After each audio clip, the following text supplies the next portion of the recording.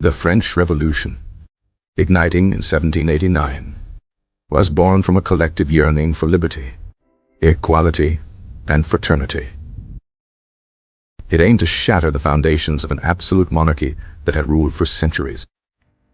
Maximilien Robespierre, a lawyer from Arras, initially appeared as a champion of these noble ideals. His early speeches resonated with calls for democratic reform and social justice.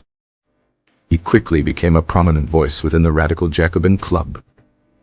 His reputation for personal austerity and unwavering principles earned him the nickname the Incorruptible. However, as the revolution faced threats from foreign monarchies and internal dissent, its course darkened. The declaration of the First French Republic and the trial of King Louis XVI marked a point of no return. Robespierre argued forcefully that the king must die to ensure the survival of the Republic. In January 1793, the guillotine claimed its most famous victim, sending shockwaves across Europe. The ensuing political vacuum and escalating crises led to the creation of the Committee of Public Safety. This small group was granted extraordinary powers to defend the revolution by any means necessary.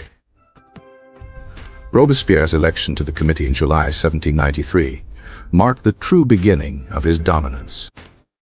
He believed that virtue and terror were inseparable instruments for forging a new society. Thus began the Reign of Terror, a period of state-sanctioned violence and paranoia. The law of suspects was passed, allowing for the arrest of anyone deemed a counter-revolutionary. A mere accusation, a misplaced word, or a noble birth could lead to the revolutionary tribunal. These tribunals were designed for swift conviction, not impartial justice. The guillotine, once a symbol of enlightened execution, became an insatiable monster. Daily, carts known as tumbrils rumbled through the streets of Paris, carrying the condemned. Queen Marie Antoinette faced the tribunal and the blade with a semblance of her former dignity. Girondins, Robespierre's moderate political rivals, were systematically purged. No one was safe. The revolution had begun to devour its own children. Robespierre justified the bloodshed as a necessary cleansing to achieve a republic of virtue.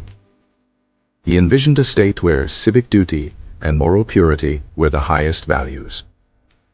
This quest for purity led to a radical de-Christianization campaign.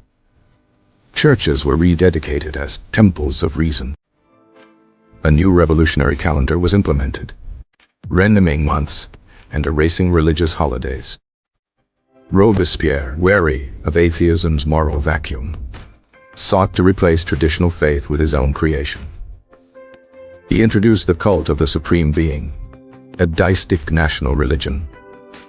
The Festival of the Supreme Being in June 1794 was to be his crowning achievement. Dressed in a sky-blue coat, Robespierre led the procession, appearing as the high priest of his new faith. This act of perceived hubris alienated many of his colleagues. He began to fear that he saw himself as the sole arbiter of the revolution's destiny. Simultaneously, the terror escalated with the Law of 22 Prairial. This law stripped the accused of any remaining rights, leaving them defenseless. The rate of executions in Paris skyrocketed, a period known as the Great Terror. Even former allies like Georges Danton, who had called for moderation, were not spared. The paranoia within the revolutionary government reached a fever pitch. Robespierre's final speech to the convention on 8 Thermidor was a tactical error. He spoke of a new conspiracy and new traitors, but refused to name them. This threat united his enemies, who knew they had to act or perish. The following day, 9 Thermidor, the convention turned against him. His attempts to speak were drowned out by a chorus of accusations. The decree for his arrest was passed amidst tumultuous applause.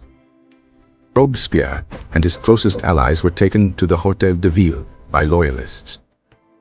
But the National Guard, loyal to the convention, stormed the building. In the chaos, Robespierre was shot in the jaw, shattering his famous eloquence. The next day, without trial, the incorruptible faced the same fate he had delivered to so many. On 10 Thermidor, Robespierre, his brother Augustin, Saint-Just, and Couthon were executed. His death marked the end of the Reign of Terror. The Thermidorian reaction began, a period of conservative backlash against the radicalism of the Jacobins. The prisons were opened, and the machinery of the terror was dismantled. Robespierre's legacy remains one of history's great, dark paradoxes. He was a man who championed a democracy yet presided over a brutal dictatorship. His pursuit of a virtuous republic led to a nightmare of suspicion and death. Reign of Terror stands as a chilling warning of how revolutionary zeal can become tyranny.